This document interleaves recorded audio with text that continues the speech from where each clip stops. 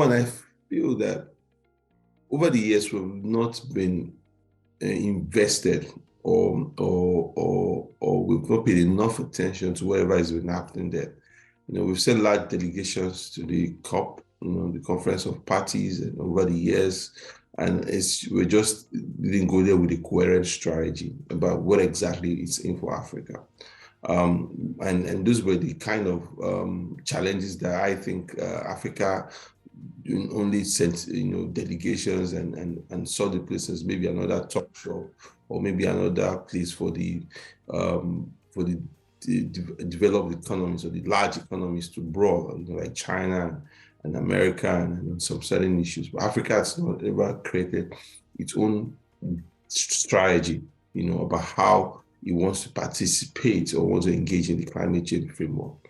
But recently, there's been some changes. And we have to really acknowledge that. Number one, I've seen leading countries in Africa, Nigeria, Ghana, South Africa, Kenya, develop energy transition frameworks. So in a way that I think it's anchored on how do we effectively posture to be able to attract investment for a much more stronger and a much more vibrant energy system, and an energy system that walks away from fossil fuel frameworks, because we know in South Africa, for example, coal is a huge element in the energy mix. Nigeria has oil, fossil fuel, in its own energy mix, and also even trying to create gas as an energy transition framework. So it's in a way, thinking clearly, it's all about African countries now creating like energy transition of documents and building solidarity and building engagement.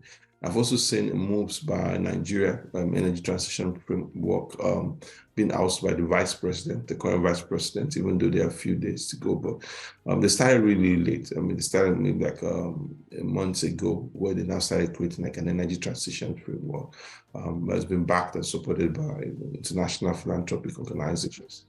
And that, for me, shows that if you want to take it to the highest level like that. For example, Nigeria also has a Climate Change Act that was signed by the president, which is going to create a commission and is going to make them investigate and develop mechanisms for mitigation and adaptation. So it looks like better late than never, but I think there's an uptick. And what exactly President Ruto is doing, there's an uptick on the interest of climate change from an opportunity perspective, from a coherent perspective, and from them to be able to say, this is what exactly actually needs. Africa needs a financing framework for its energy transition plans. Africa also wants to participate in the green innovation ecosystem, which means we also want to lead effectively in development of energy technologies and solutions that can really improve the opportunities in there. So for me, that it looks late, but it looks like there's an uptick in recent time, which I'm excited about.